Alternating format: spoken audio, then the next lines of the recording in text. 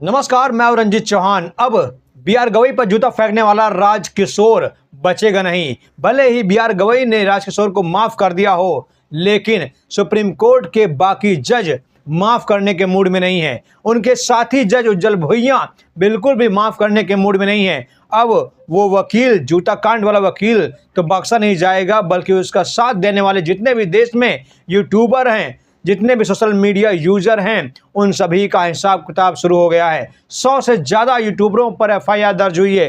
100 से ज़्यादा social media user पर एफआईआर दर्ज हुई है, जिन्होंने वकील राज किशोर की मदद की है। साथियों, वकील राज किशोर ने जूता कांड के बाद कहा कि सनातन का अपमान नहीं सहेगा हिंदुस्तान, लेकिन वो भूल गया है कि इस देश में आप गांधी को गाली दे सकते हो, इस देश में आप नेहरू गाली दे सकते हो, लेकिन अगर इस देश में बाबा साहब अम्बेडकर को गाली दोगे या उनके अनुयायियों को गाली दोगे तो बख्शे नहीं जाओगे। और दोस्तों, आज देखिए, बाबा साहब अम्बेडकर की मूर्तियां तोड़ी जा रही हैं, उन्हें गालियां दी जा रही हैं, और सबसे बड़ी बात तो यह है कि सुप्रीम कोर्ट में घुसकर सीजेआई बीआर गवई पर जूता फेंका जा रहा है। मतलब कि इस देश को अब तहस नहस कर दिया गया है, तोड़ मोड़ दिया गया है, सरेआम कानून की धज्जियां उड़ा दी गई हैं, लोकतंत्र को तार तार कर दिया गया है। लेकिन दोस्तों, अब शुरू होता है असली काउंटडाउन।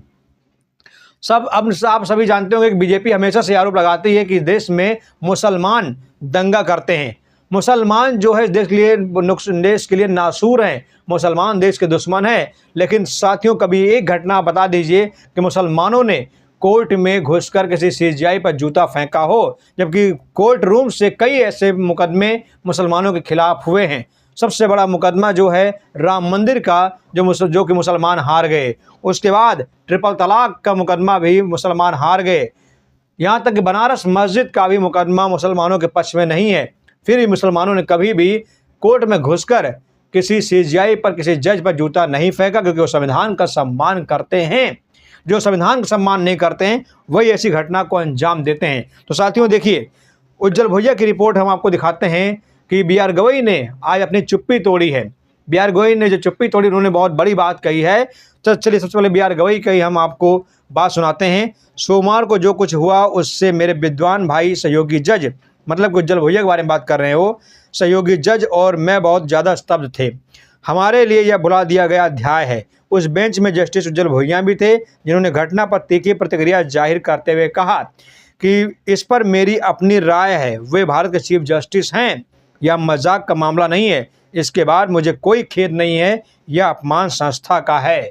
उज्जवल भुइयां ने कहा कि बीआर गवई साहब, यह अपमान आपका नहीं है, बल्कि इस कुर्सी पर बैठने वाले जितने भी जज हैं उनका अपमान है, क्योंकि ये जूता आपको नहीं मारा गया है, बल्कि सुप्रीम कोर्ट के जज को मारा गया है।